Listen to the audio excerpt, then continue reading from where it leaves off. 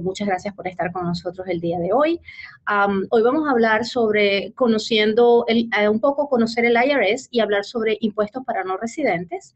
Y va a ser de gran utilidad pues para todos aquellos que vivan en los Estados Unidos y aún no son residentes o personas que quieren venir a los Estados Unidos para invertir en los Estados Unidos o crear un negocio o estén pensando en venir a vivir acá.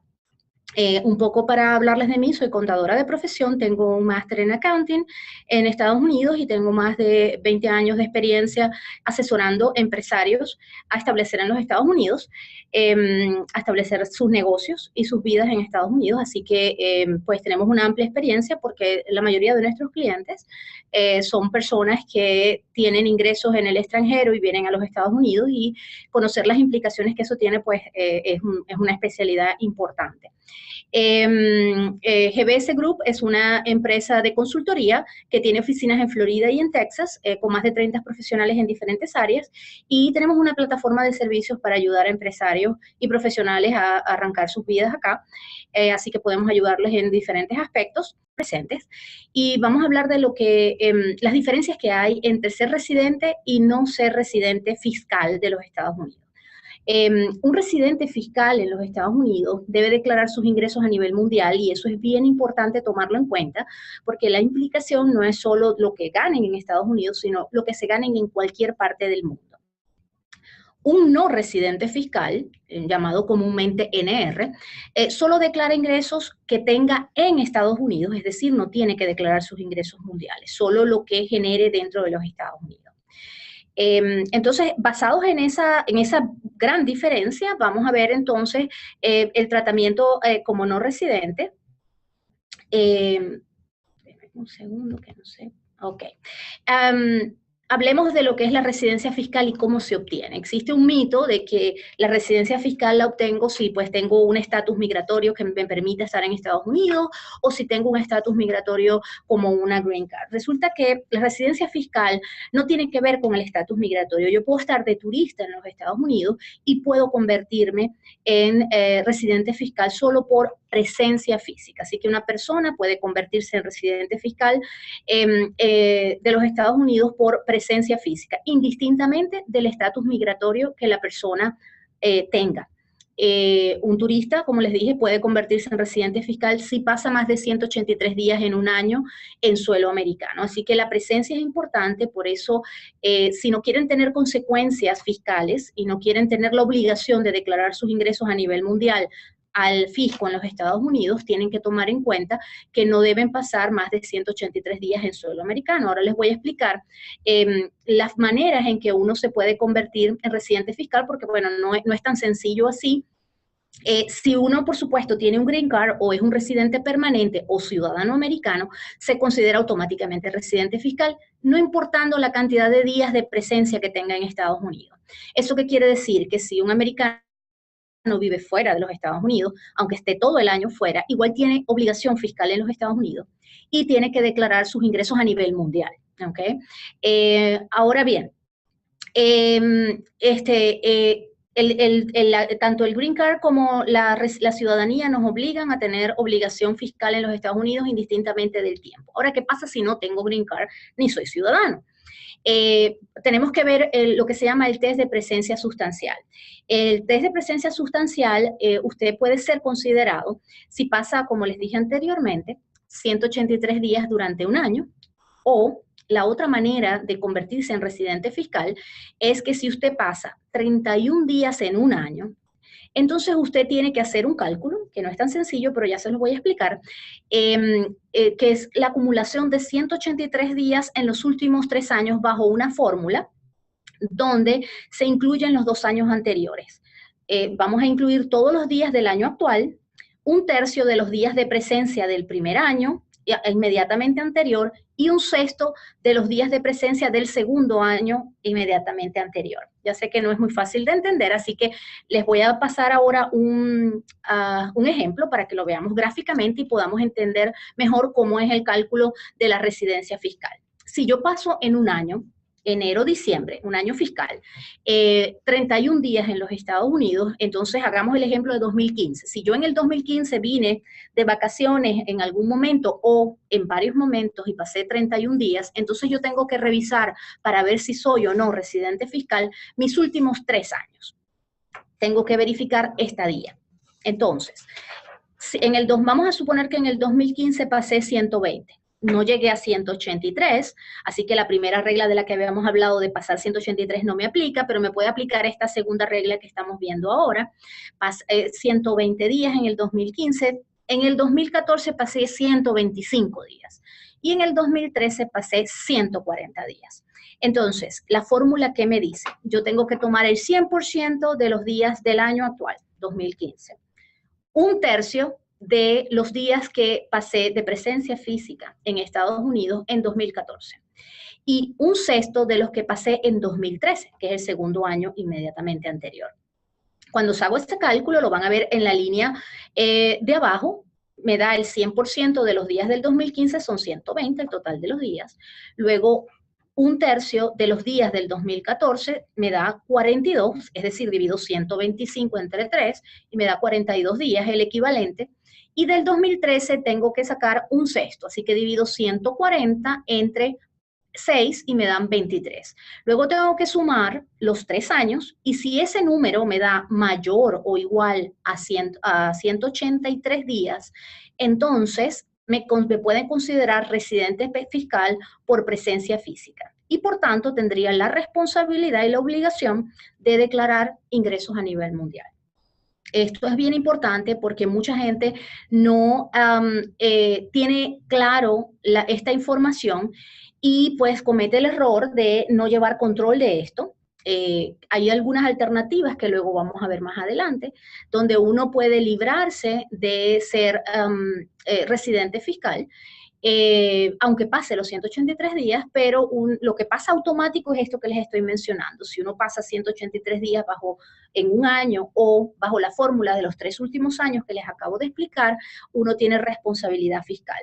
La realidad es que nadie va a venir a tocarle la puerta y a decirle, se pasó de los 183 días, usted me tiene que declarar impuestos. El tema es que si por alguna razón ustedes tienen que presentar una declaración en Estados Unidos, porque tengan algún tipo de ingreso en Estados Unidos, en esa declaración van a tener que decir los días de presencia y allí podría surgir la necesidad de que debieron haber declarado en años anteriores y no lo hicieron. Así que es importante tomarlo en cuenta porque puede tener consecuencias graves si no cumplen con los requisitos, ¿ok? Que pueden ser multas, pueden ser incluso tan grave como si hay un fraude envuelto que podría llegar hasta a una corte y hasta la cárcel. Así que hay que tener mucho cuidado con entender, porque el hecho de no conocer las regulaciones no implica que estén eximidos de la obligación de entender sus responsabilidades, así que legalmente siguen siendo responsables. ¿Okay? Continuemos con la explicación. Hay algunas excepciones a esto, por ejemplo, los días de presencia que uno esté en Estados Unidos con ciertos tipos de visa pueden no contarse para estos 183 o la regla de los 3 años. Por ejemplo, cuando una persona está con una visa F de estudiante o M, que también es para estudiar ciertos tipos de carrera, o J o Q, no se cuentan. Normalmente, por ejemplo, en el caso de la visa de estudiante, si uno viene a estudiar a los Estados Unidos, los primeros 5 años con visa de estudiante pueden ser excluidos y pueden no ser tomados como residentes fiscales. Así que es importante, pero para que esto sea válido, hay que completar anualmente una forma para solicitar esa exención que se llama la 8843. Entonces es bien importante que cualquier persona que esté en los Estados Unidos o que piense venir a estudiar y quiera tomar la ventaja de la exención de la residencia fiscal de los días que pase en Estados Unidos como visa de estudiante, como F1, debe hacer esta planilla todos los años, indistintamente que no tenga que presentar una declaración de impuestos. Es decir, puede ser que no tenga ningún tipo de ingreso y por ende no tenga que presentar una declaración. Sin embargo, debe presentar esta forma 8843, donde va a hacer la petición para eximir estos días o poner como excepción estos días que pasó como visa de estudiante. Aquí hay un ejemplo de la 8843, que básicamente es un statement donde ustedes van a decir como individuos que están exentos porque están en determinada visa, los tiempos, tienen que decir si están como estudiantes, en qué institución están estudiando, qué están estudiando, dirección, en fin, hay una serie de datos que tienen que llenar y completar para asegurarse de poder usar esta excepción, que es bien importante porque no van a tener que declarar sus ingresos fuera de los Estados Unidos porque van a seguir siendo no residentes a pesar de estar los 365 días del año, siempre y cuando pues estén en estatus F, J, M o Q y llenen esta planilla. Así que es una exención bien importante que pueden usar algunas personas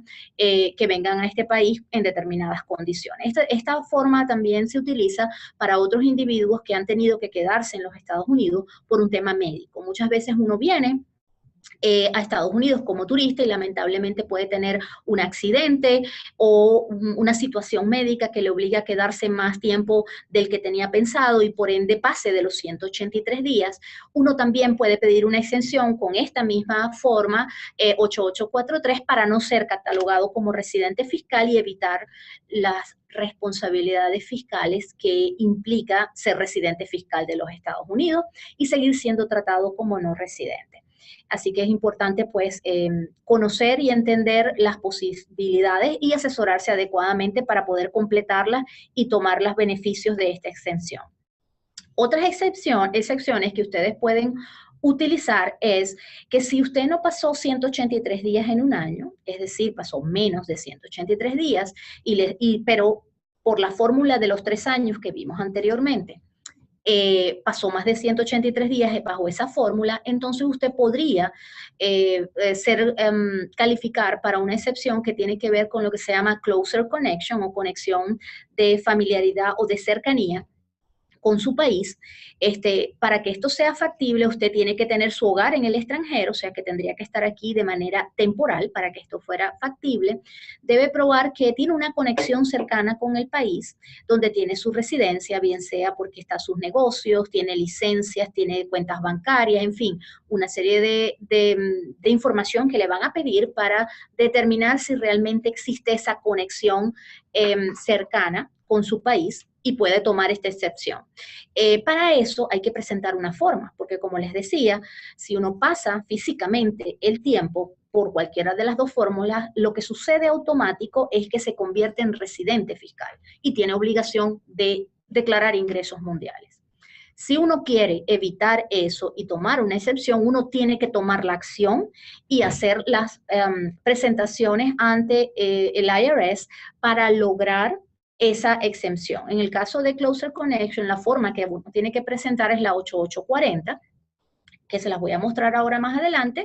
En la 8840 uno tiene que hacer una explicación de en qué tipo de visa estuvo, las razones por las cuales tuvo que quedarse, con qué país tiene la conexión, y luego hay una serie de preguntas y documentos que va a tener que demostrar que efectivamente tiene licencia de su país, cuentas bancarias, casa, negocios, en fin, que realmente tiene una conexión cercana con el país con el que está reclamando esta exención para que sea factible. Recuerden que esto es solo válido si usted no pasó más de 183 días en el año, es decir, que solo es válido en el caso de que tenga la fórmula de los 3 años, ¿ok?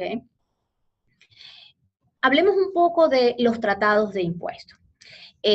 Los tratados de impuestos son acuerdos a los que ha llegado Estados Unidos con algunos países. Estos tratados tienen varias cláusulas que permiten ser utilizados para cosas como determinar o resolver conflictos en residencia fiscal.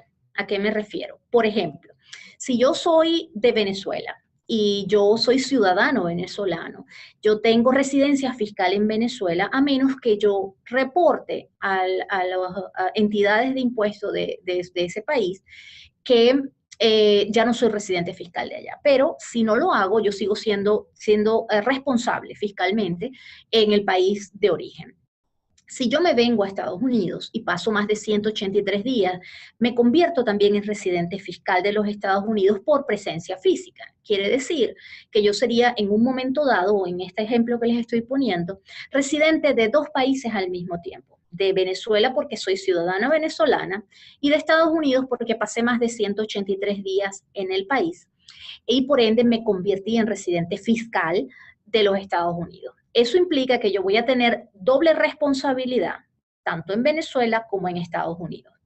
¿Qué hace el tratado? Hay unas cláusulas donde determinan de qué manera uno puede resolver esa dualidad de residencia fiscal, permitiéndole a la persona decidir en un momento dado en qué país se queda como residente en función de que pueda probar ciertas cosas, como por ejemplo que sus intereses vitales siguen estando en su país de origen. Entonces, esta resolución de conflictos ayuda mucho y es una herramienta muy útil para planificar, sobre todo cuando uno está pensando en mudarse a los Estados Unidos y necesita tiempo para organizarse desde el punto de vista fiscal y planear, evitar o retrasar, digamos, no es evitar, pero sí retrasar el momento en que se conviertan en residentes fiscales, utilizando las herramientas legales que le da la ley, que le dan estos tratados de impuestos. Estos tratados también establecen reducciones de tasas, o sea, hay ciertos tipos de ingresos que son pechados con tasas más bajas y otros ingresos incluso que están exentos. Así que es bien importante que se familiaricen con, de acuerdo al país, que tengan nacionalidad o residencia, que si hay un tratado con Estados Unidos y eso les va a permitir entender si pueden tener beneficios que puedan aprovechar. Algunos países ejemplos son Venezuela, México, España, que tienen tratados de impuestos y que pueden generarles beneficios. Para más información sobre los tratados, en la página web del IRS, que es el ente regulador de impuestos federales en los Estados Unidos, está una lista de los países contratados, incluso hay una copia de cada tratado con cada una de las cláusulas y es importante que pues entiendan los requerimientos y cómo podrían aprovechar o afectarles en un momento dado y cómo podrían aprovechar de alguna forma los beneficios que esto le trae. Esto es una herramienta muy útil desde el punto de vista de planificación fiscal, sobre todo si uno está haciendo negocios o inversiones en los Estados Unidos o piensa venir a vivir a los Estados Unidos. Para uno pedir un beneficio y utilizar el tratado, uno tiene que presentar una forma y decir la cláusula que le aplica de ese tratado y la forma que ven en pantalla en este momento, que es la 8833, se utiliza para esto.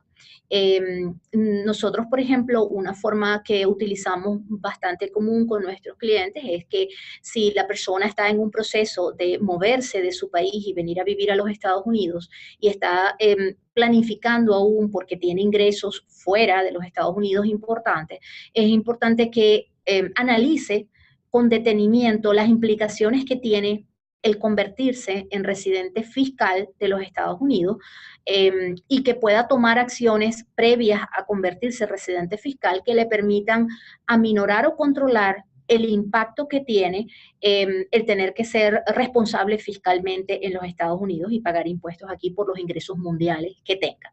Entonces, esta herramienta es bien importante conocerla, entenderla y ver cómo pueden aprovecharla. Como les mencioné, es una herramienta importante desde el punto de vista de planificación de impuestos.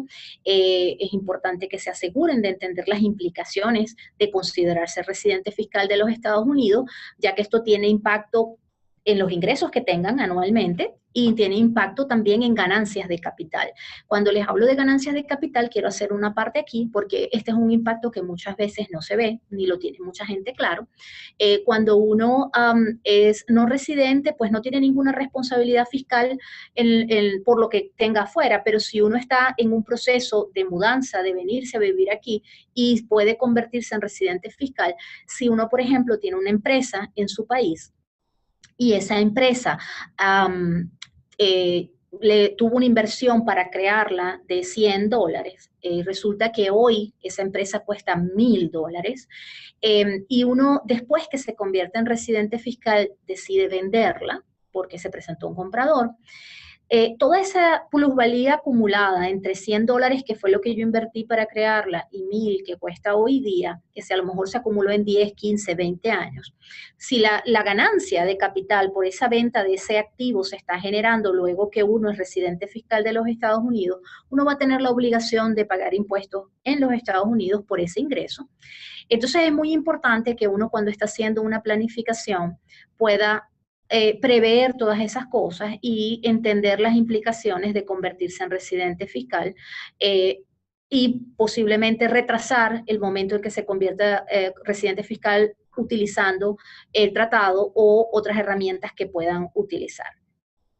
Recomendación: busque asesoría con experiencia en impuestos para extranjeros, que pues es una especialidad bien importante que requiere experiencia y conocimientos y preparación, y que conozca también el manejo en el uso de los tratados con el país en el que usted está involucrado, para que puedan aprovechar las herramientas legales que existen para aminorar el impacto de una forma legal.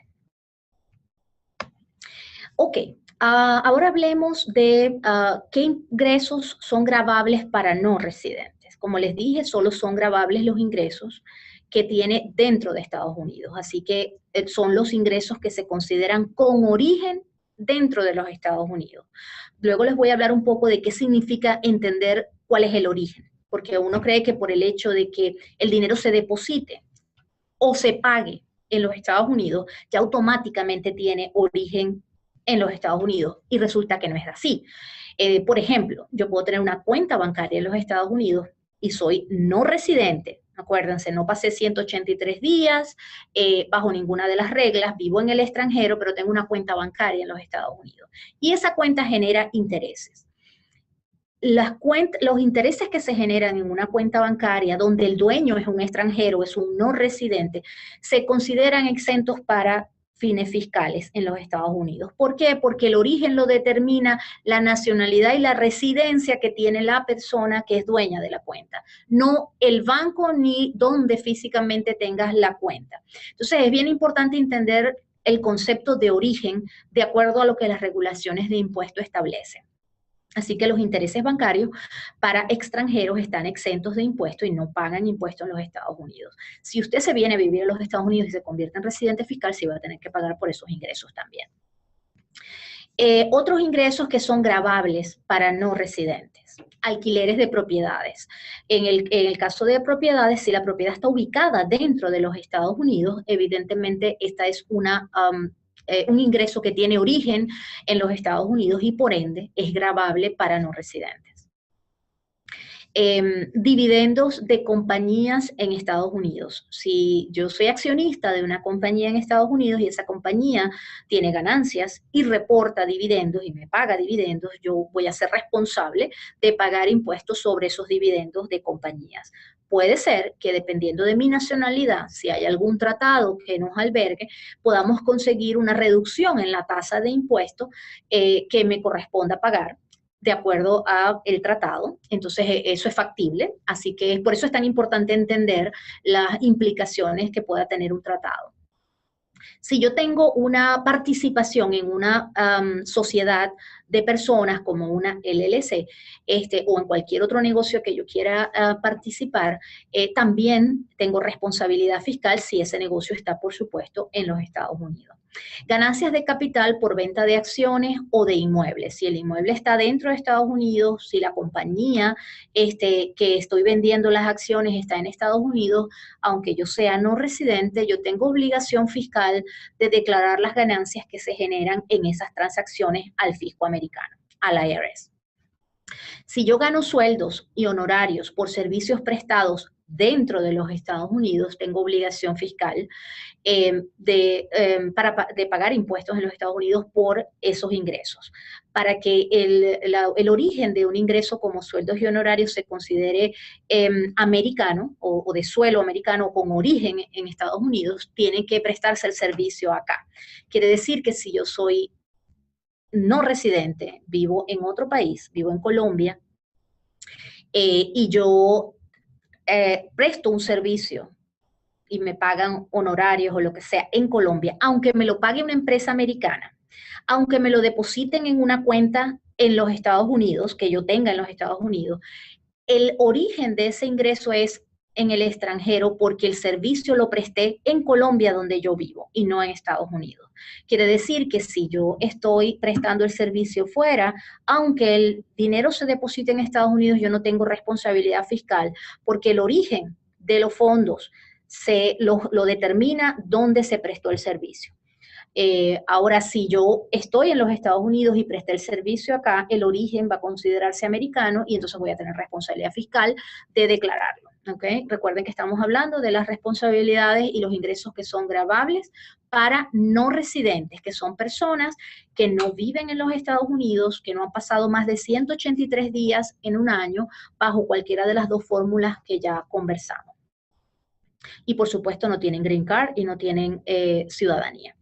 Aquí hay una regla, la regla del IRS, donde habla de las fuentes de los ingresos. Disculpe que está en inglés, pero ahí nos determinan los diferentes tipos de ingresos y cómo se determina el origen de esos ingresos. ¿Okay? Entonces, como les mencionaba en la primera línea, pueden ver salarios y otras compensaciones como honorarios. El lugar y origen que se considera es donde fue hecho el servicio. Entonces, es parte de lo que les explicaba antes. En intereses, por ejemplo, que está allí en la línea 6, como pueden ver, dice que es la residencia del pagador. Entonces, así cuando ustedes reciben un interés y ustedes son extranjeros, aunque sea un banco americano, va a estar exento. Si yo tengo dividendos y el origen es de una compañía en los Estados Unidos, entonces el origen del dividendo lo va a generar donde esté la compañía, de donde sea. Si es americana, entonces el origen se considera americano. Si los dividendos que me están pagando es una compañía foránea, se va a considerar un ingreso foráneo y no voy a tener responsabilidad fiscal. Quiero poner un ejemplo en este caso. Si, por ejemplo, yo tengo inversiones en la bolsa, y yo tengo una cuenta en cualquier banco de inversión o en cualquier empresa de inversión en los Estados Unidos, y yo tengo inversiones en compañías como Motorola, como Apple. Esas son compañías americanas. Al ser compañías americanas, el origen de los dividendos va a ser americano y yo voy a tener responsabilidad fiscal, aunque sea no residente, de pagar los impuestos que eso genere, bien sea porque vendí la acción o bien sea porque me distribuyeron dividendos. Ahora bien, si yo en esa misma cuenta, en ese mismo portafolio de inversión que tengo, en esa cuenta en los Estados Unidos, ¿ok? Tengo una inversión de una compañía que es china, ¿ok? Que también cotiza en la bolsa y por eso estoy invirtiendo en ella. Pero la compañía es china o es europea, es de España o es de cualquier otro país, no está en Estados Unidos, entonces la fuente, el origen de esos ingresos se considera foráneo y entonces no voy a tener responsabilidad fiscal de pagar impuestos en los Estados Unidos mientras sea no residente de los Estados Unidos. Esa es una diferencia importante porque el hecho de que tenga una cuenta en Estados Unidos no quiere decir que todos los ingresos que esa cuenta genere van a tener responsabilidad fiscal en Estados Unidos, porque depende del tipo de ingreso y del origen que tengan los fondos, de acuerdo a esta tablita que les estoy mostrando acá. Para más información sobre impuestos para no residentes, existe una guía que es la publicación 519. Está en este link que ven aquí, en la página del IRS, del IRS, irs.gov. Y allí hay una explicación completa donde está toda esta información de la que yo les he estado hablando y mucha más información. Que bueno, es importante que ustedes puedan tener acceso y puedan leerla con calma y por supuesto no es información que es fácil de digerir y es importante tener asesores que sean expertos y hayan lidiado con todos estos temas para que puedan tener una información y un análisis mucho más completo, pero sin embargo pues la información está accesible a cualquier persona que quiera buscar, leer y documentarse mejor. Ahora hablemos de un documento o un número que es importante para cualquier no residente, que es un ITIN. Un ITIN es un número de identificación fiscal para individuos que no poseen un número de seguro social. Esto es el documento o el número que les permite ser utilizado para hacer declaraciones de impuestos, para uno poder solicitar un ITIN, o sea, una persona extranjera, no vive en los Estados Unidos, es no residente, eh, o puede ser que sea residente fiscal de los Estados Unidos, pero no tiene un permiso para trabajar y por ende, al no tener un permiso para trabajar, no va a tener un número de seguro social. Entonces tiene la obligación de sacar un número de identificación fiscal si tiene la necesidad de declarar impuestos porque haya generado ingresos en los Estados Unidos. Este número de identificación fiscal puede ser solicitado únicamente si usted puede probar que tiene una potencial responsabilidad fiscal en Estados Unidos y va a tener que presentar una declaración de impuesto y pagar impuestos. Así que cuando uno hace una aplicación para pedir esto, tiene que probar que efectivamente lo necesita.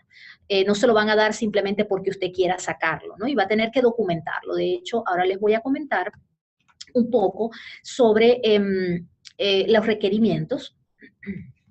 Un segundo.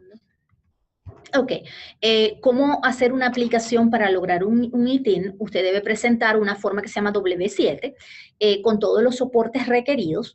Que dependiendo de las razones que usted utilice para hacer la petición, pues los soportes van a variar. Tarda aproximadamente unos 90 días en que el IRS pueda asignar este número de identificación fiscal. Y deben anexarse, esto es bien importante, recientemente, en los últimos tiempos, los requerimientos han cambiado. Anteriormente era factible con enviar una copia notariada, lograr un ITIN de los documentos, una copia notariada de los documentos soporte. Hoy día, el IRS requiere documentos originales.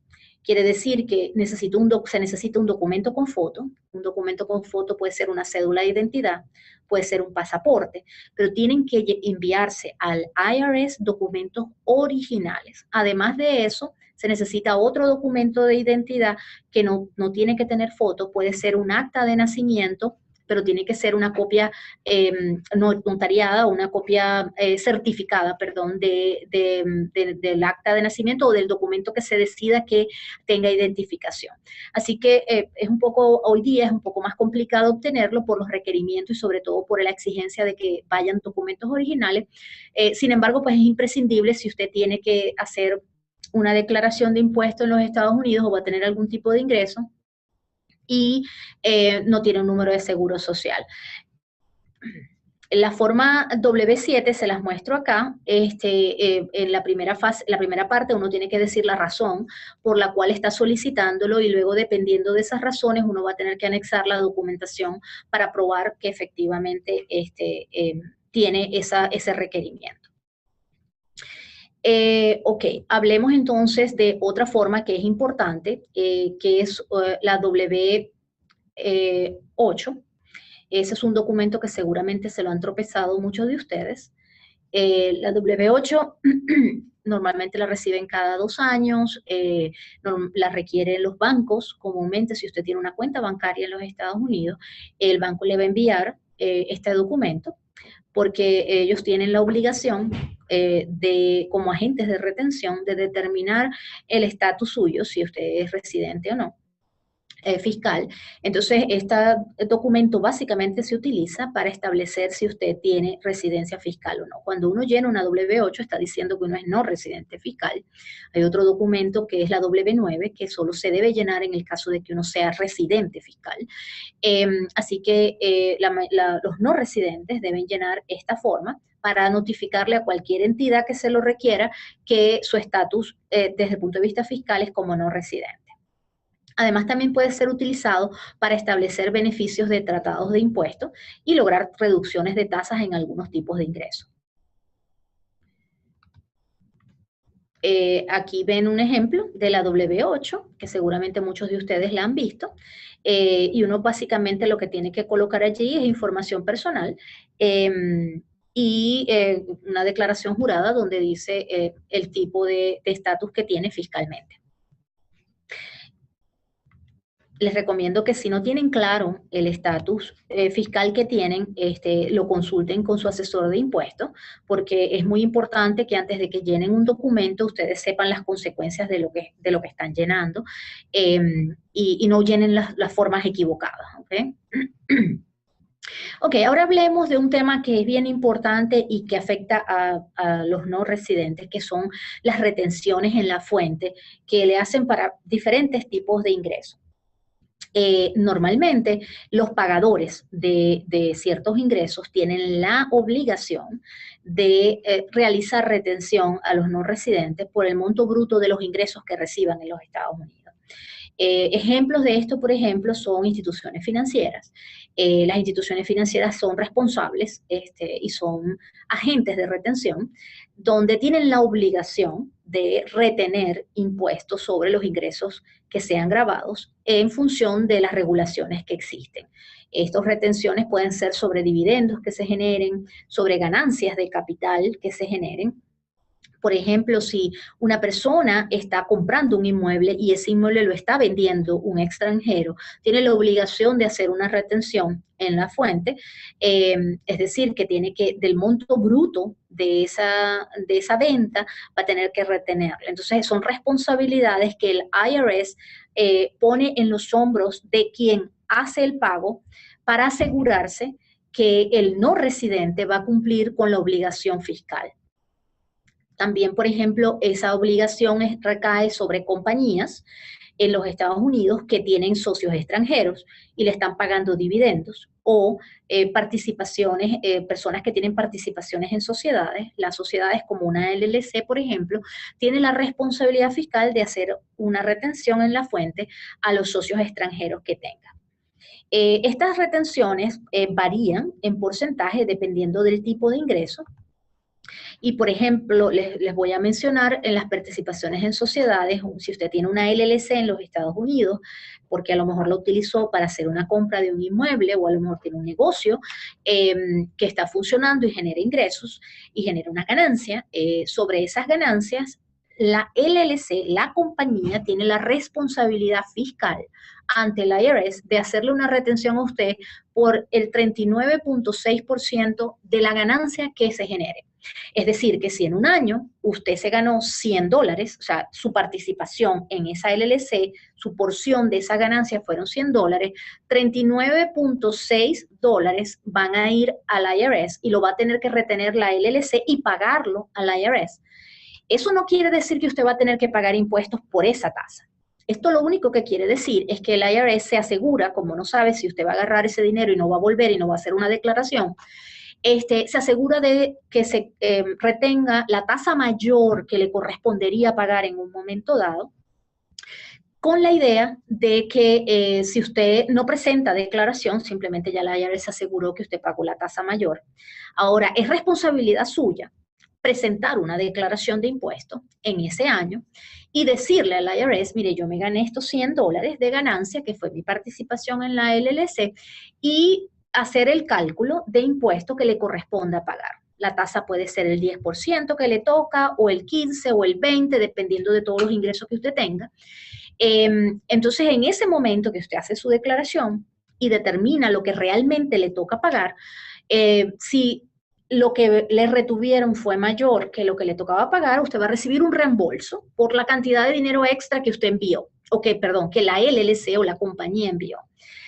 Ahora bien, el tema con esto es que tiene un impacto muy importante. Imagínense que ustedes tienen una compañía y esa compañía generó una ganancia de $10,000. Resulta que tienen que retenerle su porción, usted tiene el 100% del negocio y su porción son esos $10,000 de ingreso y tiene que pagar esos $3,960 de su participación.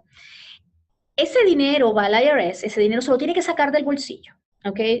Los que tienen negocios saben que muchas veces, a pesar de que uno en la compañía de ganancia, no necesariamente ese dinero está en efectivo en la cuenta de banco para uno sacar el dinero. Entonces, esto desde el punto de vista del manejo de flujo de caja de cualquier negocio o de cualquier inversión, porque esto sucede también en el caso de que usted venda un inmueble, no en la misma proporción, ahora se los voy a explicar, está más abajo.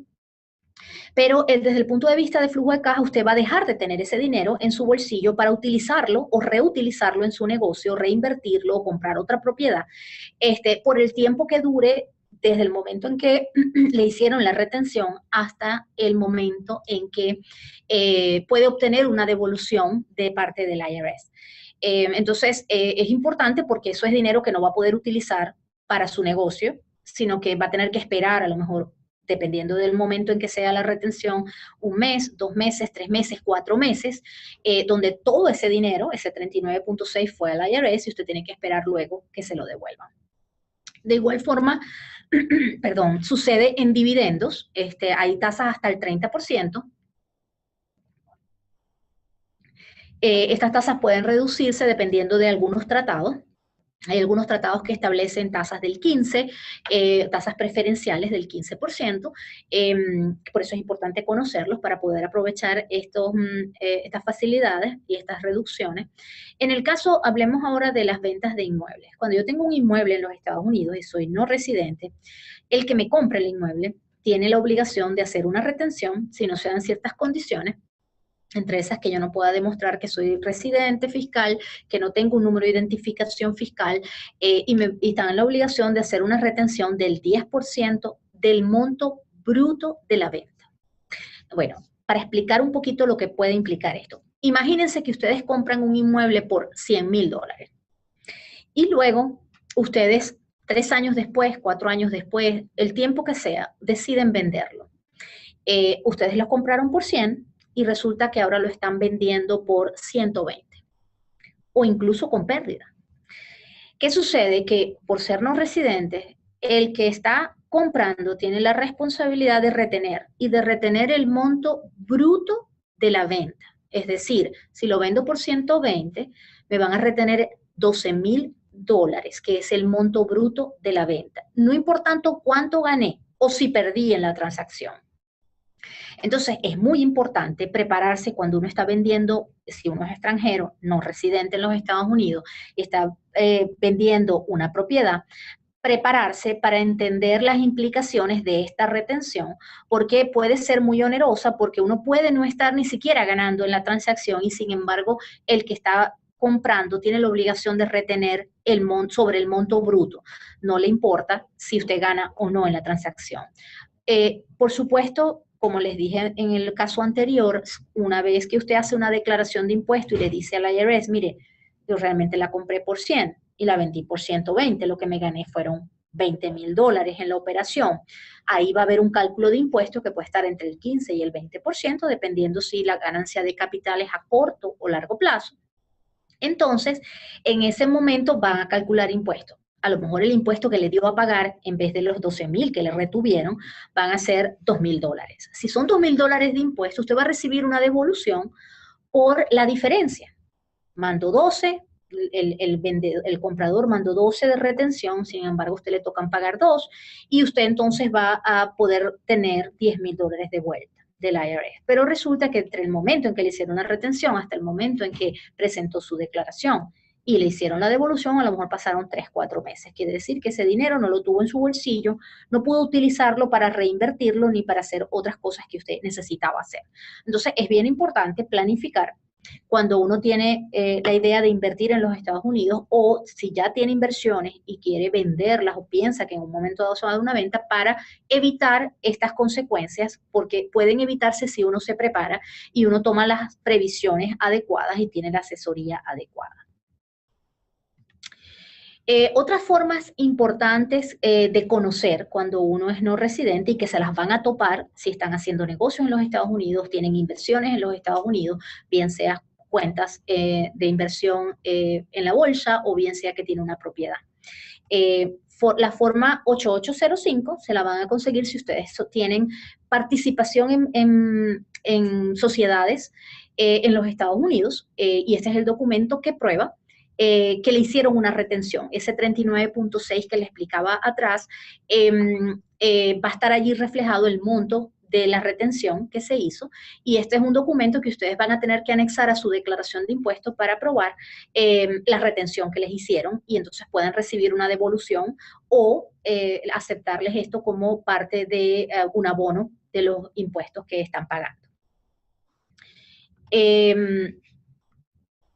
La 1042S es un documento donde se colocan las retenciones en la fuente que le haya hecho un banco o cualquier entidad por diferentes tipos de ingresos, como dividendos, como ganancias de capital, en fin, y la tasa que han aplicado. Incluso hay excepciones o si hay tratados, también allí se coloca el código de la exención que estén utilizando y ahí va a estar toda la información. Este documento también es imprescindible anexarlo a su declaración si usted ha tenido retenciones para que este dinero que le retuvieron sea utilizado como parte de pago de sus impuestos y tenga la certeza de que si le queda dinero sobrando de todo eso que ha ido abonando, pues le puedan devolver una vez que se calculen sus impuestos.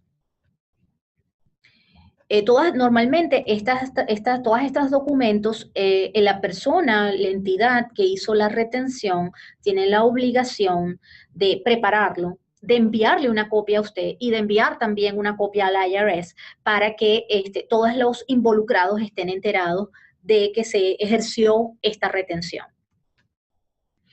La K1 es un documento que emite la sociedad donde usted tenga participación en los Estados Unidos para declarar las ganancias o pérdidas que se generaron en un año fiscal sobre el negocio que usted tenga acá. Comúnmente las LLC, que son tratadas como sociedades de personas, emiten una K1 para cada socio con el porcentaje de las ganancias o pérdidas que le corresponda de acuerdo a la participación que tiene en la sociedad.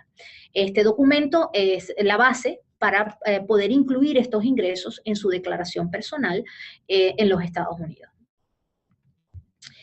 Hablemos un poco del tema sucesoral, ¿okay? Es bien importante porque también tiene una implicación cuando uno está haciendo inversiones en los Estados Unidos. Estos son impuestos, hasta ahora todas las cosas que hemos hablado básicamente están reguladas por impuestos sobre la renta. Quiere decir que es impuesto a las ganancias. Yo trabajé o hice una inversión y tuve una ganancia por esas actividades que desarrollé. Ahora bien, hay otras leyes como las leyes de sucesiones y de regalos, donde todos los conceptos, digamos, tienen que ver con que hay una persona que tiene un activo o unos activos en los Estados Unidos y fallece. En el momento en que la persona fallece, esos activos son sujetos a impuestos sucesorales. Esto es digamos, impuestos sucesorales básicamente existen en todos los países, igual en Estados Unidos existen. Entonces, hablemos del tratamiento fiscal para un no residente que tiene activos en los Estados Unidos y fallece. Para una persona no residente fiscal de los Estados Unidos, la exención sobre los activos que tengan los Estados Unidos es de $60,000.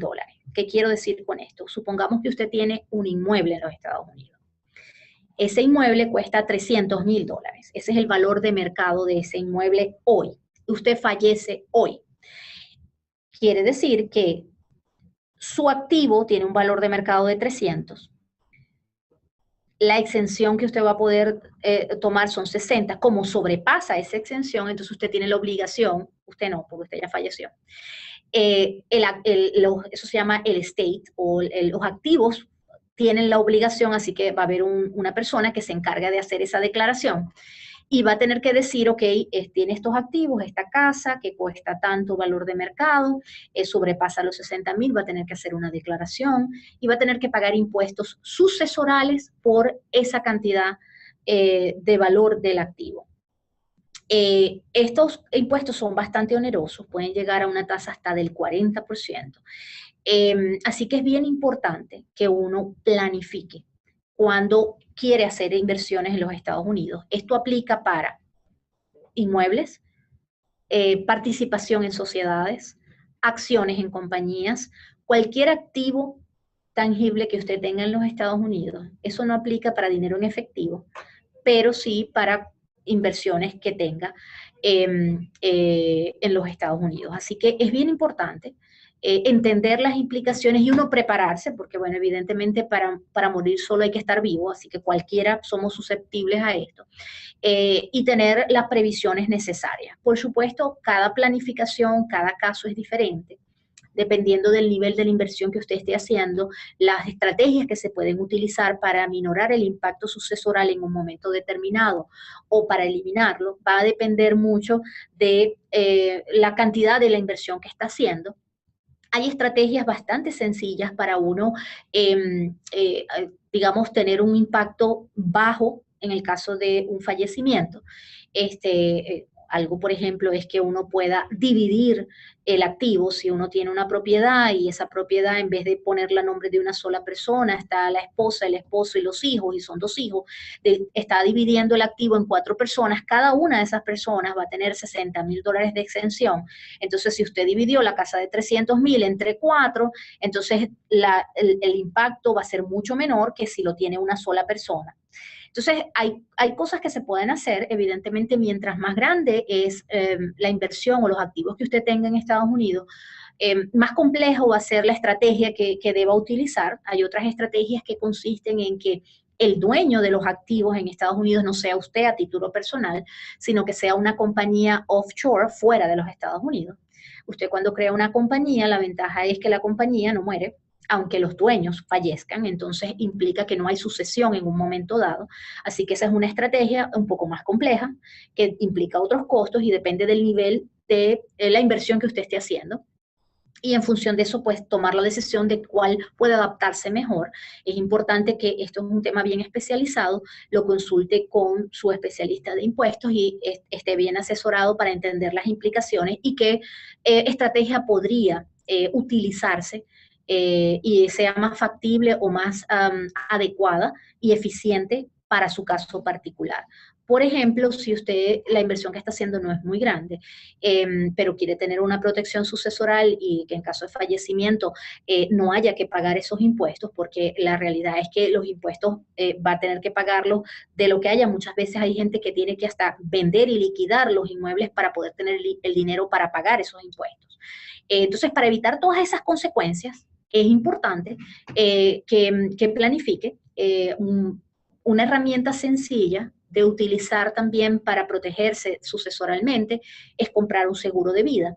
Si uno compra un seguro de vida, por el monto del impuesto que le tocaría pagar en caso de un fallecimiento, el impuesto es exento de impuestos y ese dinero puede ser utilizado para pagar los impuestos que se generen en el caso de un fallecimiento. Entonces, hay diferentes estrategias dependiendo del tipo de inversión que usted esté haciendo, el valor de esa inversión, y pueden ser más o menos complejas en función de los requerimientos de cada quien y el caso de cada quien. Pero sí es bien importante que consideren esto porque cuando uno no es residente fiscal de los Estados Unidos, esta exención es bastante baja y básicamente todo lo que tengas en Estados Unidos como bienes e inversión va a ser pechado en el caso de un fallecimiento y puede tener un impacto económico importante para los herederos. Eh, como han venido viendo y les he estado diciendo, lo importante aquí es prepararse, planificar, no mirar solamente hoy, mirar a futuro, qué es lo que implica una cosa y cada paso que den lo hagan analizado y a conciencia, teniendo información suficiente para que hagan decisiones educadas y adecuadas y no que luego se den cuenta de que si hubieran hecho X o Y previamente, el impacto hubiera sido otro. Así que lo importante aquí es planificar, entender. La idea de este webinar no es que ustedes se hagan expertos en impuestos, es simplemente que tengan un marco general referencial que los ayude en un momento dado a saber qué son las cosas importantes que deben tomar en cuenta y que tienen que poner sobre la mesa para analizar y para tener mayor información de acuerdo a la necesidad específica que tenga cada uno de ustedes. Para continuar, Aquí les puse una tabla de los impuestos sucesorales. Como ven, al final puede llegar hasta el 40% y empieza en un 18%. Es una tasa que va escalando en función de la cantidad el valor de los activos que tenga.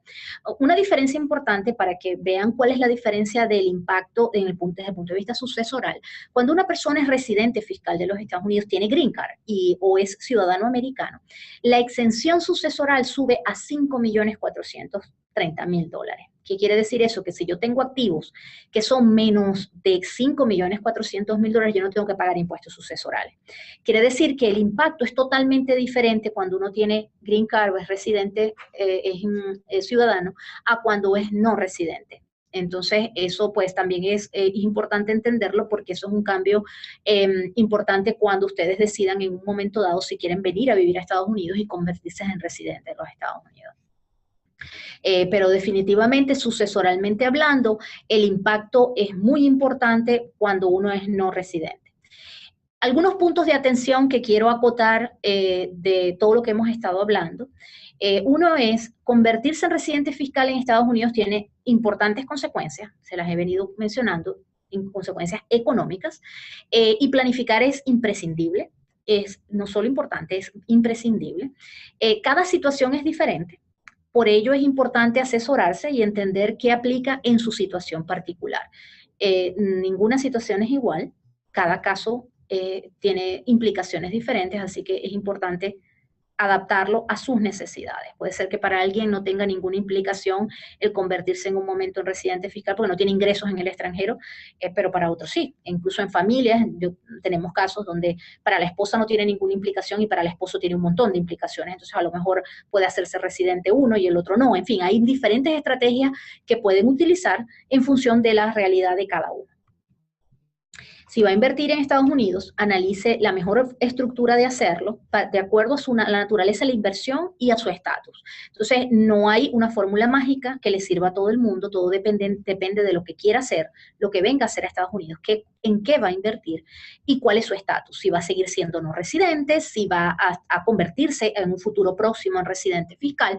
Todas esas cosas hay que tomarlas en cuenta para determinar cuál es la mejor forma, cuál es el mejor vehículo, cuál es la mejor organización, si es una compañía lo que va a crear, en fin, de qué manera estructura y se protege esa inversión. Tome en cuenta las consecuencias sobre sus ingresos anuales y los ingresos futuros como ventas de activos. Se lo mencioné antes cuando les mencionaba sobre la venta de una compañía y la plusvalía que se podía haber acumulado en esa compañía. Y también, por supuesto, los impuestos en caso de fallecimiento, que se los comenté ahora, en el caso sucesoral. Estos puntos son bien importantes de tomarlos en cuenta. Ahora pues vamos a conversar un poco sobre las preguntas que ustedes tienen. Yo vi aquí que han llegado varias. Todos pueden, el que quiera puede escribir y sus preguntas y vamos a tratar de responder la mayor cantidad posible. Así que pues están abiertas las preguntas, pueden escribir y vamos a estar respondiéndolas. Muchas gracias.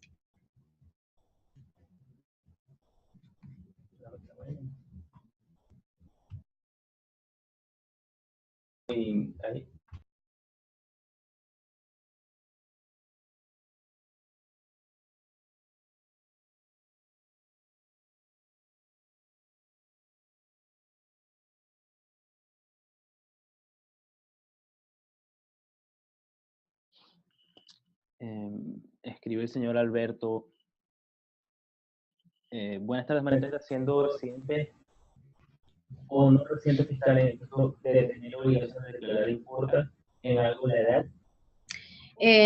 No importa la edad. Cualquier edad, si tienes un ingreso, tienes obligación de reportarlo.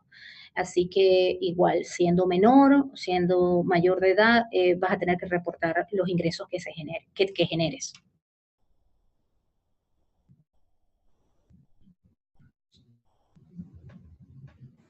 ¿La inversión en bonos en instrumentos financieros están exentas para residentes? Para no residentes. Depende, si los bonos generan solo intereses, va a estar exento porque los intereses están exentos. Hay otros instrumentos financieros que no están exentos, entonces depende del instrumento. Es importante analizarlo. Por ejemplo, hay un cierto tipo de ingreso que genera lo que se llama portafolio income. Si genera portafolio income están exentos. Entonces, todo depende del instrumento y del tipo de ingresos que genere. Si son ganancias de capital, no van a estar exentas, a menos que la ganancia de capital se esté generando por acciones en una compañía en el extranjero. Así que habría que analizar el portafolio y ver qué está exento o no. Normalmente no se preocupen mucho por ese tema en el sentido de que el que tiene la obligación de hacer la retención es el banco o la entidad financiera. ¿Qué quiere decir eso? De que cuando ustedes tienen un portafolio, ustedes van a recibir una forma que les mencioné antes, que es la 1042S, con las retenciones que les hayan hecho, porque el banco sabe a qué cosas tienen que hacer la retención y sobre cuál van a tener responsabilidad fiscal ustedes. Ahora bien, cuando ustedes van a hacer una inversión, sí es importante que tomen en cuenta el impacto fiscal, porque no es lo mismo hacer una inversión y determinar la rentabilidad de esa inversión si ustedes saben que no van a tener que pagar impuestos porque está exenta. Entonces, si no han hecho la inversión, evidentemente la pregunta es importante al asesor que les esté vendiendo la inversión para determinar la rentabilidad real, si incluye o no incluye impuestos. Ahora, si ya tienen una inversión, ya tomaron la decisión, lo que tienen que estar atentos es que van a recibir una 1042 ese con la información de las retenciones que les hayan hecho.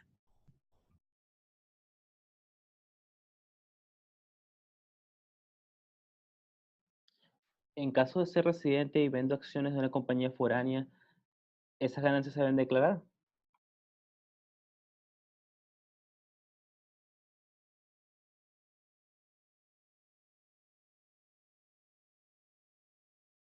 Ok, si uno es un residente fiscal de los Estados Unidos, bien sea porque tiene green card o es ciudadano o pasó más de 183 días en el país, uno tiene la obligación de declarar todos sus ingresos a nivel mundial.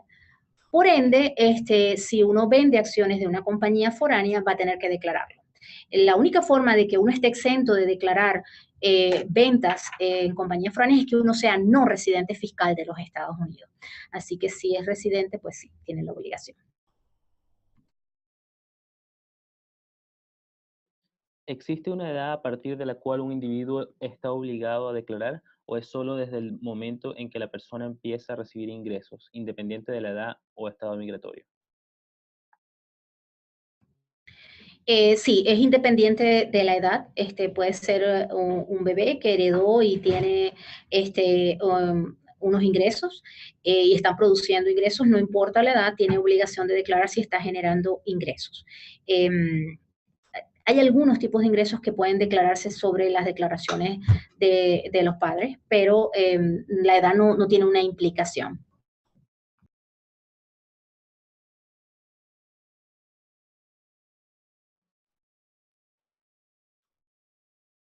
¿Pueden comentar sobre la relación entre el IRS y el USCIS? ¿Ellos se comunican?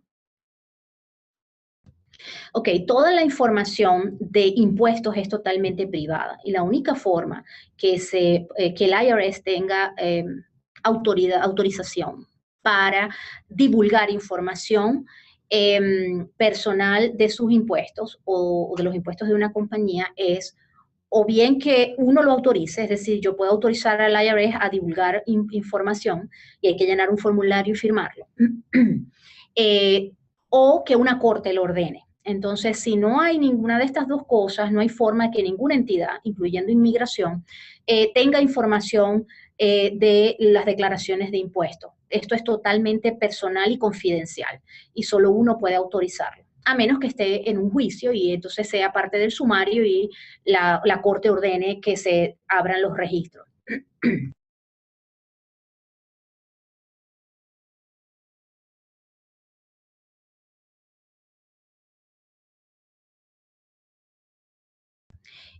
Voy a responder aquí una pregunta. El señor Jaramillo indica, fui transferido con una L1 y tengo menos de 183 días bajo ninguna de las opciones, es decir, no es residente fiscal ni por presencia en los 183 días en el año, ni bajo la fórmula de los 3 años.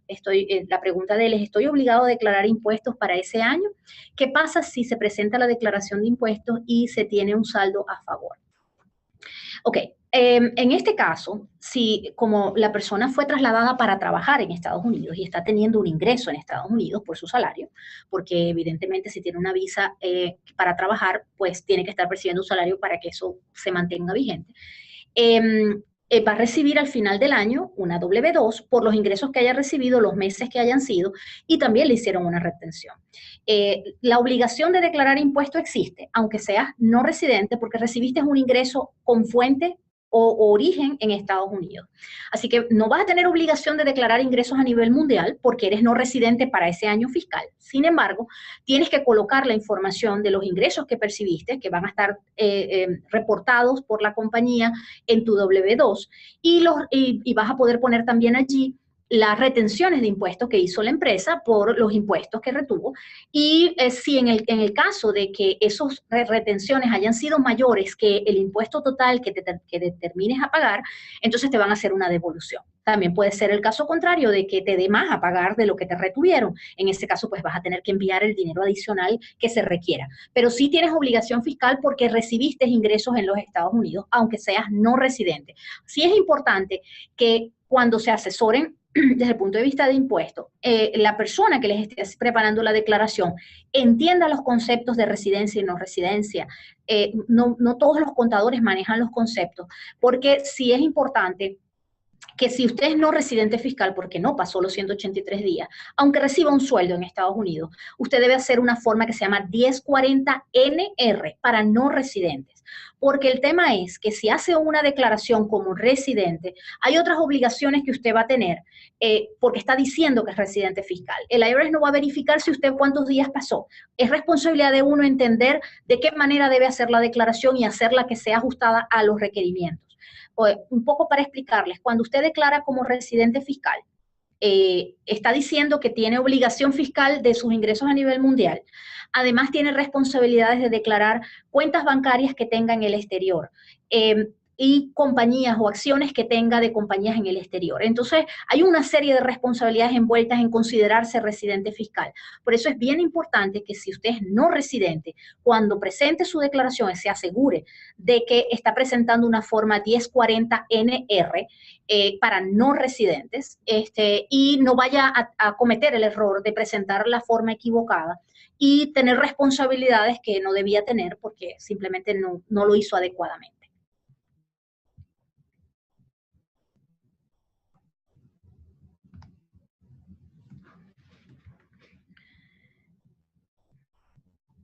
¿Otra pregunta? A ver, aquí tengo otra pregunta. El señor David pregunta, felicitaciones por el webinar, muchas gracias. Excelente información. En el caso de un estudiante venezolano con estatus F1 y posee acciones en una LLC, debe declarar impuestos por los dividendos de la LLC. ¿Hay alguna exención por el tratado con Venezuela?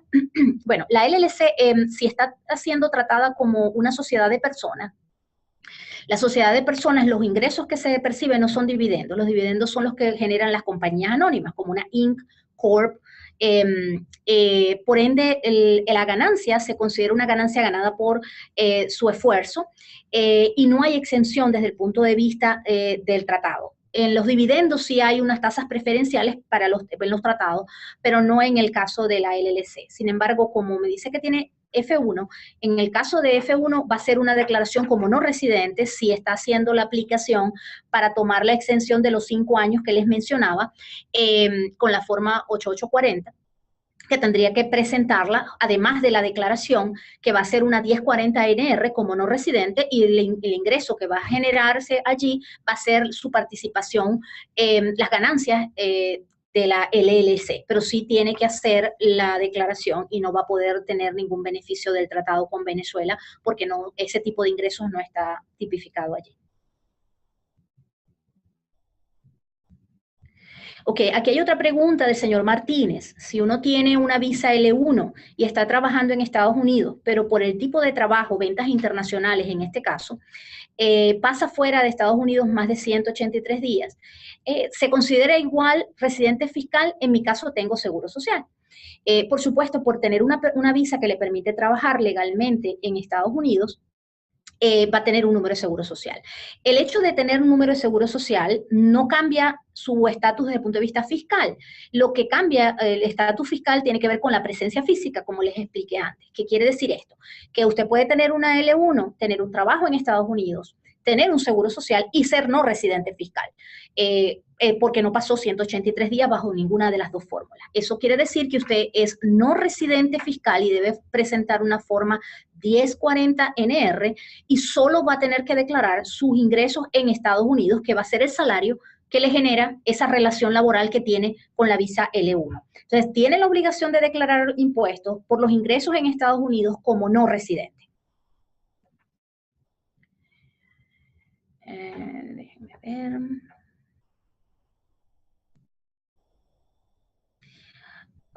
Señor Luis, una persona con nacionalidad colombiana y residente en Venezuela está sujeto a retención por servicios prestados en USA.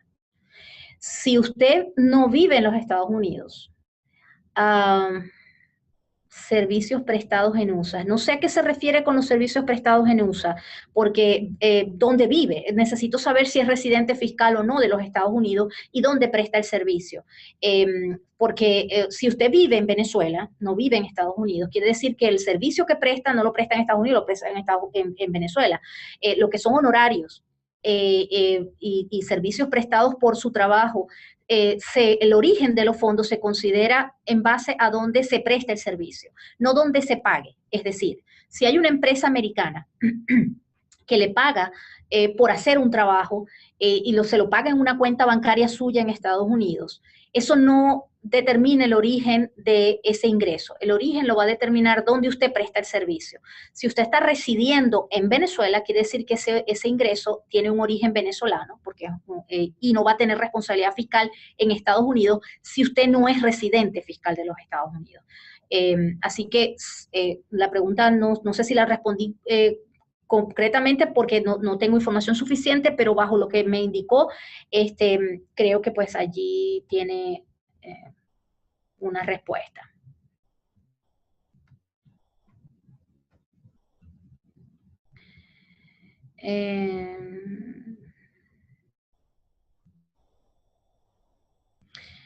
A ver, José, ¿los documentos originales son devueltos por el IRS? Sí. Más o menos tardan como 1 mes y medio en enviarlos de vuelta y sí, normalmente los devuelven. Yo siempre trato de que no se envíen documentos que sean muy valiosos o utilizados.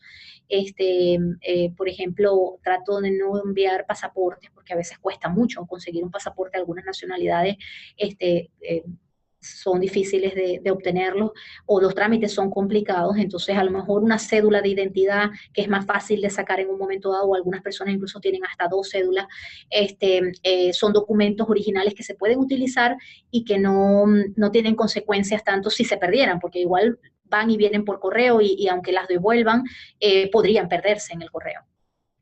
Tiene otro punto aquí, dice, ¿las LLC se retienen? ¿Se pague o no la participación? Sí. Si una LLC da ganancia, indistintamente de que haya dinero para pagar y distribuir esa ganancia, la retención tiene que hacerse y pagarse al IRS.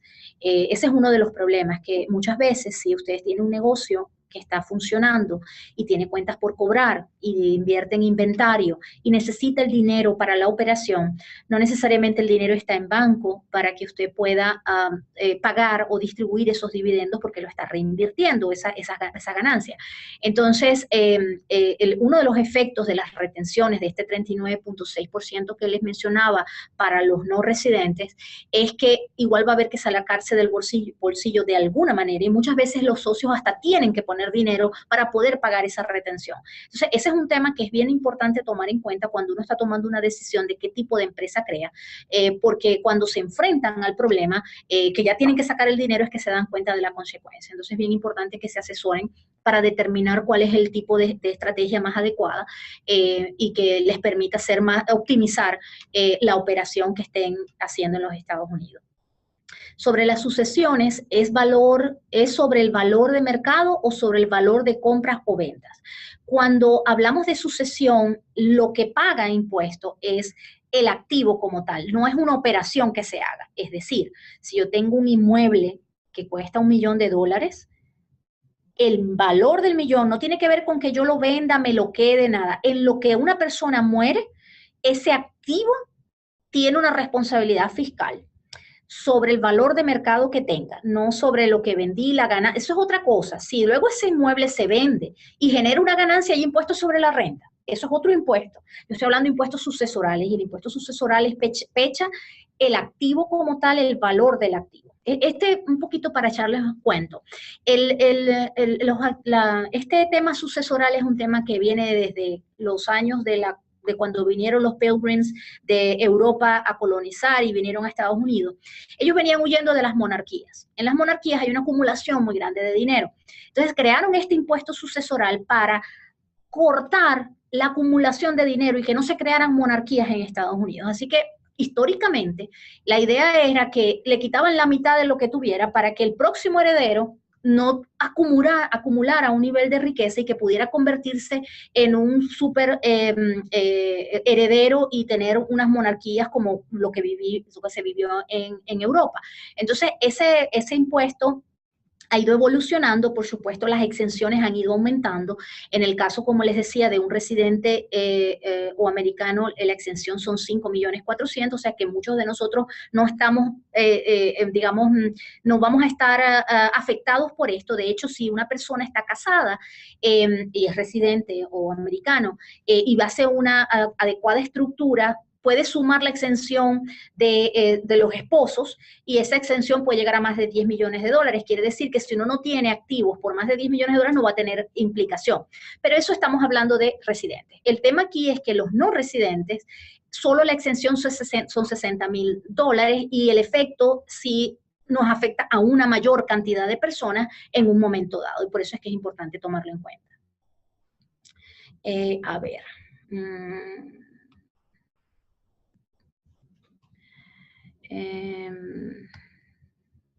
En el caso de las ventas de inmueble, tengo dos preguntas. Enríquez, Leonardo, ¿puedo hacer la declaración de rentas de inmediato o debo esperar que se cierre el año fiscal para efectos de recuperar la diferencia si fuera el caso?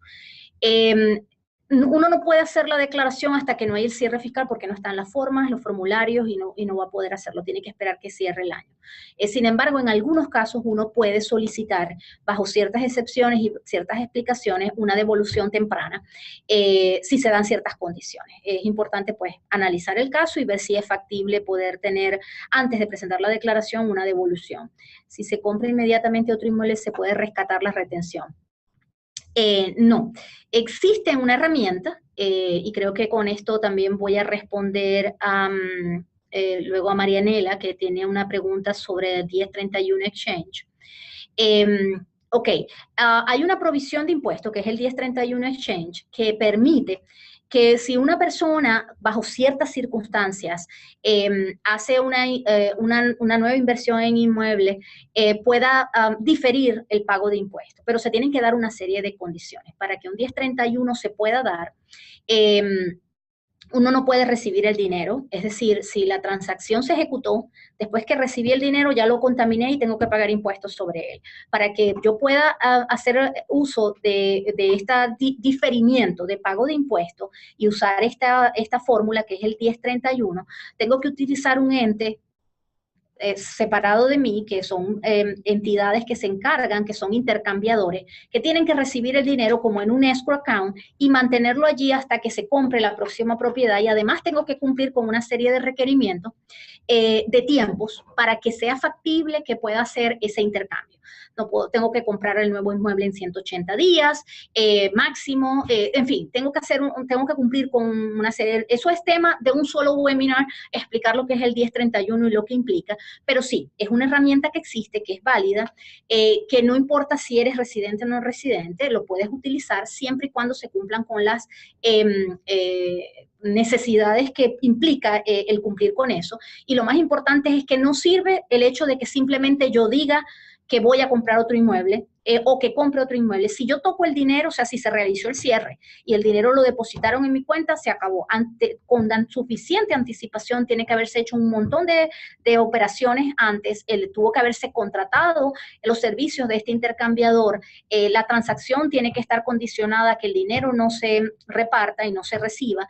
Yo puedo recibir parte del dinero y la proporción en que no reciba, puedo pagar impuestos solo por la parte que reciba. En fin, como le digo, esto es bastante complejo, pero es una herramienta donde uno puede utilizarla para diferir el pago de impuestos.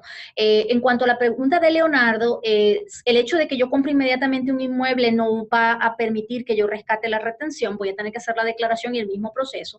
La única forma de hacer un diferimiento y que no se genere ni la retención ni el pago de impuestos es usar el 1031, que es la siguiente pregunta que tenía de Marianela. Ok.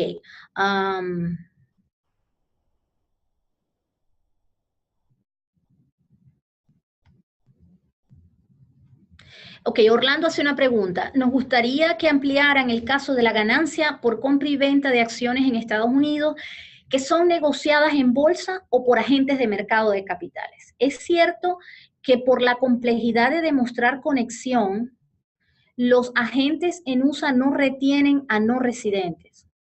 Es cierto que por la complejidad de demostrar conexión, los agentes en USA no retienen a no residentes.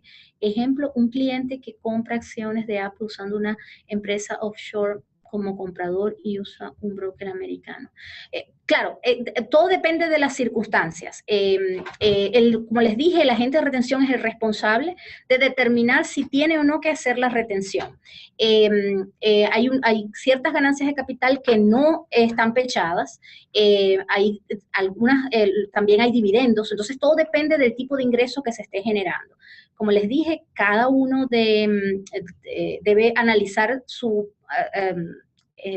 posición particular y determinar en qué momento le afecta o no o qué le corresponde. ¿Okay? La compañía LLC, disculpen, esto se movió y perdí dónde estaba. Orlando, ok. La compañía LLC, cuyos dueños son compañías offshore, ¿cómo declaran? Ok, Marianela pregunta, las compañías LLC cuyos dueños son compañías offshore, ¿cómo declaran? ¿A quién dirigen la K1? Deben declarar también las offshore. ¿Quién regula eso? Ok, si una empresa o una persona natural extranjera, como es el caso de una offshore, tiene una inversión en una LLC, va a recibir una K1 a su nombre. Las K1 puede ser para personas o para empresas, el que sea dueño, el que tenga una participación. Entonces, va a recibir una K1 por los ingresos que se generen y va a tener la obligación de presentar una declaración. Como es una offshore, va a tener que presentar una declaración como foránea, como una compañía foránea, pero tiene la obligación de presentar una declaración. Así que, efectivamente, pues sí, recibe una K1, si tiene participación en una LLC, que sea tratada como una sociedad de personas y va a tener que hacer una declaración la offshore como compañía foránea haciendo negocios en Estados Unidos. Ok, otra pregunta. Algunos realtors recomiendan comprar las propiedades a nombre de una empresa, de una compañía LLC. Desde el punto de vista de impuestos, ¿qué ventajas y desventajas tiene el comprar una casa? No como inversión, sino para habitarla. Ok. Ese es un tema importante. La recomendación de comprar un inmueble con una LLC tiene que ver con varios aspectos. Aspecto 1, proteger el inmueble y otros activos que usted tenga de cualquier demanda. Es decir, que si en un momento dado usted ese inmueble lo alquila, y hay un problema con el inquilino, qué sé yo, se cayó por las escaleras y dice que, y se y se fracturó la columna y dice que es culpa suya porque usted no arregló la escalera y le pone una demanda, esa demanda va a ir contra la LLC. Si usted tiene esa propiedad a título personal, la demanda va a ir va a ir a usted y a todo lo que usted tiene. Entonces, de alguna manera la LLC funciona como una cajita de protección que lo va a ayudar a controlar los riesgos que implica ese arrendamiento. Esa es una de las razones para la recomendación, pero esto aplica cuando uno va a alquilar o lo está haciendo por inversión. ¿Qué sucede cuando uno la va a vivir? Cuando uno va a vivirla, ese riesgo no existe porque uno no se va a demandar a uno mismo. Así que, digamos, esa razón queda eliminada. Ahora bien, si uno tiene residencia fiscal en los Estados Unidos, vive en los Estados Unidos, hay unos beneficios que uno tiene de su vivienda principal que implica unas reducciones en el cálculo de los impuestos a la propiedad, tanto en las tasas como el valor de la propiedad para fines de impuestos. Entonces, si uno la pone a nombre de una LLC, uno pierde esas ventajas de poder declararla como vivienda principal. Y adicionalmente, dependiendo del estado donde vivan, porque cada estado es diferente, pero en el caso de Florida, por ejemplo, lo que uno declara como vivienda principal, en este caso se llama Homestead Exemption, no está sujeto a demandas, así que hay una protección intrínseca en esa vivienda principal que uno está viviendo.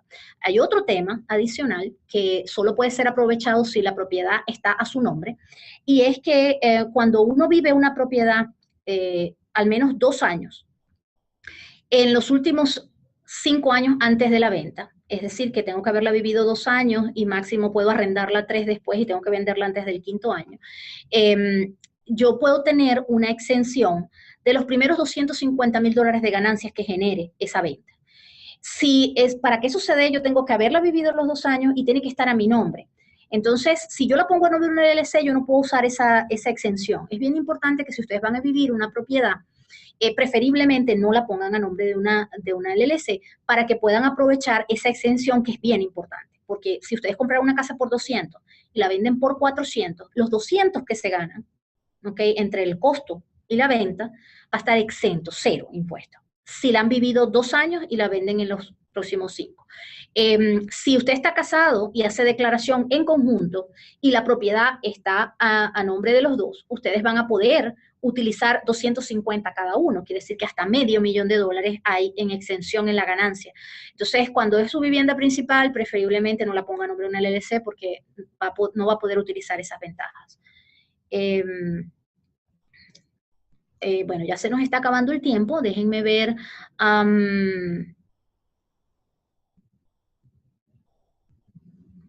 Pedro hace una pregunta: para mitigar o dividir el impuesto sucesoral entre familiares, hijos, etcétera, ¿los hijos pueden ser accionistas aún siendo menores de edad? Sí, pueden ser accionistas. No pueden ser parte de la junta directiva porque no van a tener posibilidades, pero sí podrían ser accionistas.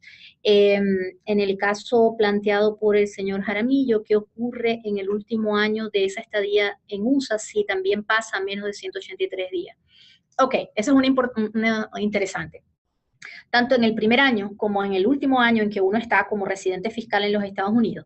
Es decir, en el primer año, vamos a suponer que ustedes llegan en julio a Estados Unidos a trabajar. Resulta que uno tiene 2 opciones. Uno puede considerarse lo que se llama un dual en ese año y ser no residente la primera porción y residente la segunda, o si no pasó los 183, pues no residente en toda.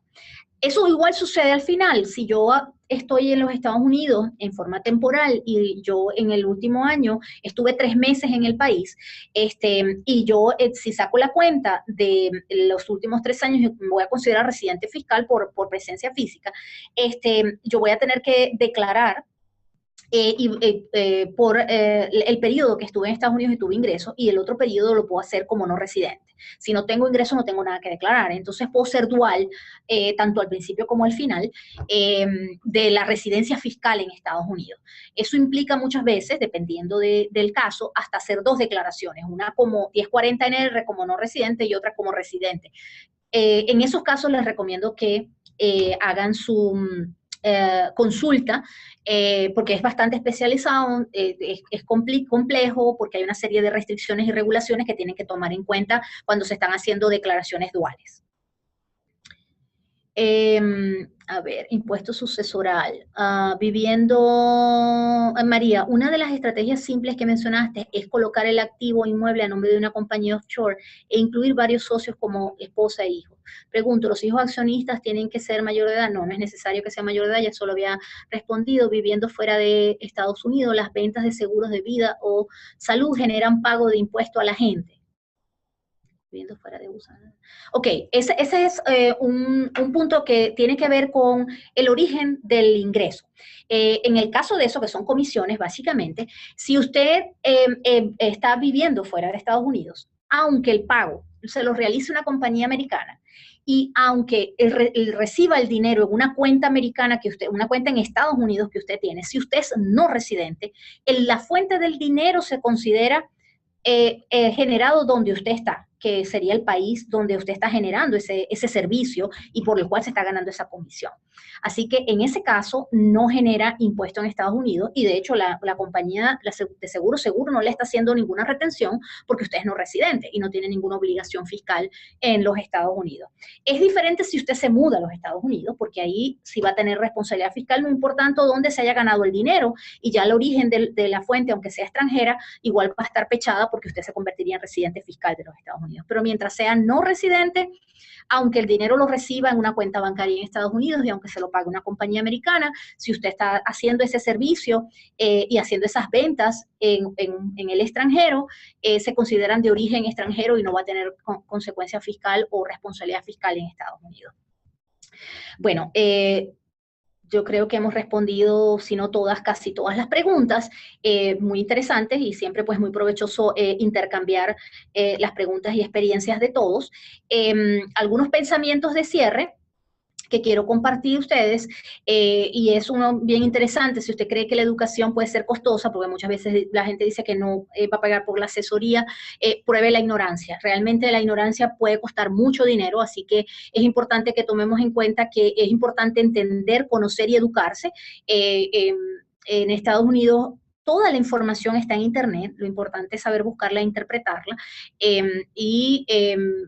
entérense, traten de entender por lo menos lo básico para que ustedes sepan que en un momento dado se le prendan luces rojas y que se den cuenta de que tienen que tomar acciones o buscar mayor asesoría.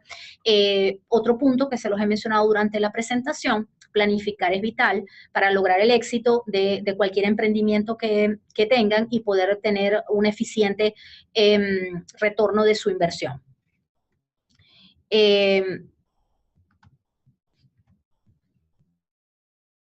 Esta presentación que acabamos de hacer y que han disfrutado va a estar disponible en los próximos días en YouTube y también en nuestra página web gbsgroup.net para que puedan verla de nuevo o compartirla con quien consideren ustedes que le pueda ser provechoso. Y la vamos a estar también circulando en las redes sociales. También pueden seguirnos para más información sobre este tema y otros temas de interés en las redes sociales. Estamos en Facebook, en LinkedIn, en Twitter, en Google Plus y en YouTube. Pueden ver otros webinars de interés.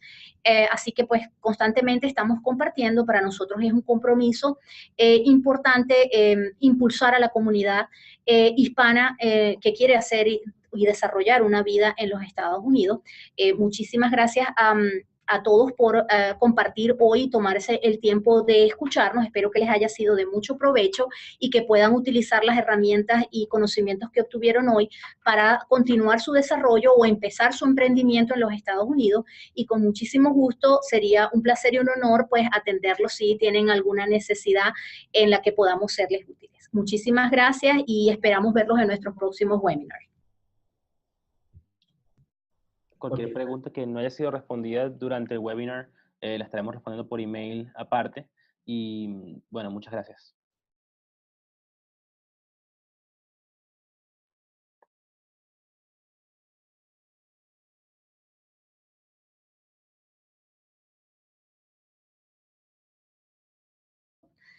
Muchas gracias por estar con nosotros el día de hoy. Hoy vamos a hablar sobre un poco conocer el IRS y hablar sobre impuestos para no residentes.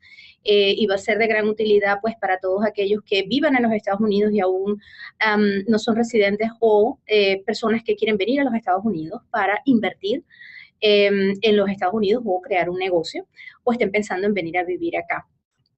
Un poco para hablarles de mí, soy contadora de profesión, tengo un máster en accounting en Estados Unidos y tengo más de 20 años de experiencia asesorando empresarios a establecer en los Estados Unidos, a establecer sus negocios y sus vidas en Estados Unidos. Así que pues tenemos una amplia experiencia porque la mayoría de nuestros clientes son personas que tienen ingresos en el extranjero y vienen a los Estados Unidos, y conocer las implicaciones que eso tiene pues es una especialidad importante.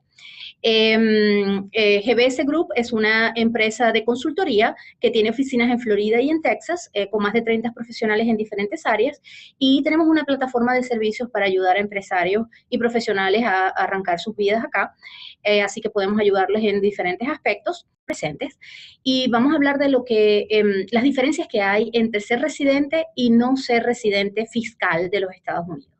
Un residente fiscal en los Estados Unidos debe declarar sus ingresos a nivel mundial, y eso es bien importante tomarlo en cuenta, porque la implicación no es solo lo que ganen en Estados Unidos, sino lo que se ganen en cualquier parte del mundo. Un no residente fiscal, llamado comúnmente NR, solo declara ingresos que tenga en Estados Unidos, es decir, no tiene que declarar sus ingresos mundiales, solo lo que genere dentro de los Estados Unidos. Entonces, la fórmula que me dice, yo tengo que tomar el 100% de los días del año actual, 2015, un tercio de los días que pasé de presencia física en Estados Unidos en 2014, y un sexto de los que pasé en 2013, que es el segundo año inmediatamente anterior. Cuando hago este cálculo, lo van a ver en la línea de abajo. Me da el 100% de los días del 2015, son 120 el total de los días. Luego, un tercio de los días del 2014 me da 42, es decir, divido 125 entre 3 y me da 42 días, el equivalente. Y del 2013 tengo que sacar un sexto, así que divido 140 entre 6 y me dan 23.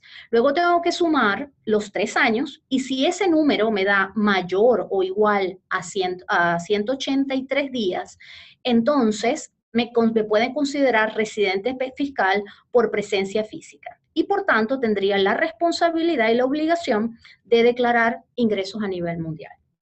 Esto es bien importante porque mucha gente no tiene claro esta información, y pues comete el error de no llevar control de esto. Hay algunas alternativas que luego vamos a ver más adelante, donde uno puede librarse de ser residente fiscal, aunque pase los 183 días, pero lo que pasa automático es esto que les estoy mencionando. Si uno pasa 183 días en un año o bajo la fórmula de los 3 últimos años que les acabo de explicar, uno tiene responsabilidad fiscal. La realidad es que nadie va a venir a tocarle la puerta y a decirle, se pasó de los 183 días, usted me tiene que declarar impuestos. El tema es que si por alguna razón ustedes tienen que obligación fiscal en los Estados Unidos indistintamente del tiempo. Ahora, ¿qué pasa si no tengo green card ni soy ciudadano? Tenemos que ver lo que se llama el test de presencia sustancial. El test de presencia sustancial, usted puede ser considerado si pasa, como les dije anteriormente, 183 días durante un año, o la otra manera de convertirse en residente fiscal es que si usted pasa 31 días en un año, entonces usted tiene que hacer un cálculo, que no es tan sencillo, pero ya se los voy a explicar, que es la acumulación de 183 días en los últimos 3 años bajo una fórmula donde se incluyen los 2 años anteriores.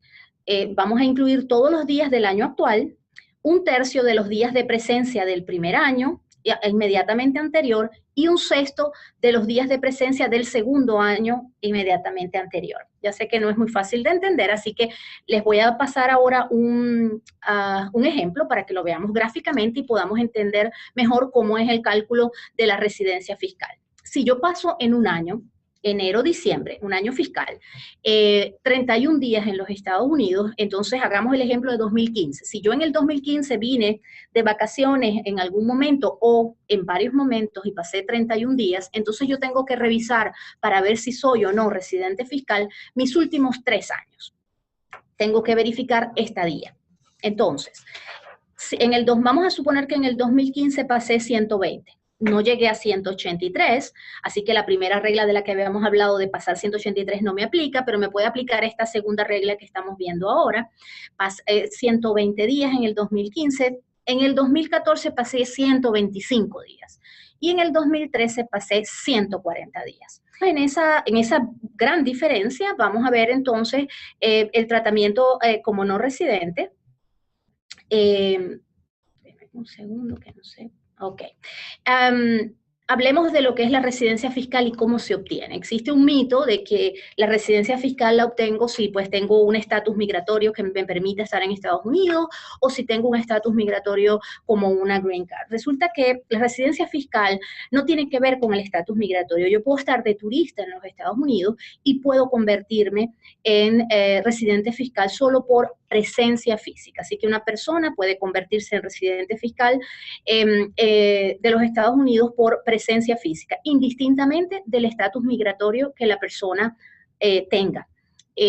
Un turista, como les dije, puede convertirse en residente fiscal si pasa más de 183 días en un año en suelo americano. Así que la presencia es importante, por eso si no quieren tener consecuencias fiscales y no quieren tener la obligación de declarar sus ingresos a nivel mundial al fisco en los Estados Unidos, tienen que tomar en cuenta que no deben pasar más de 183 días en suelo americano. Ahora les voy a explicar las maneras en que uno se puede convertir en residente fiscal, porque bueno, no es tan sencillo así. Si uno, por supuesto, tiene un green card o es un residente permanente o ciudadano americano, se considera automáticamente residente fiscal, no importando la cantidad de días de presencia que tenga en Estados Unidos. ¿Eso qué quiere decir? Que si un americano no vive fuera de los Estados Unidos, aunque esté todo el año fuera, igual tiene obligación fiscal en los Estados Unidos y tiene que declarar sus ingresos a nivel mundial. ¿Okay? Ahora bien, tanto el Green Card como la ciudadanía nos obligan a tener o presentar una declaración en Estados Unidos, porque tengan algún tipo de ingreso en Estados Unidos.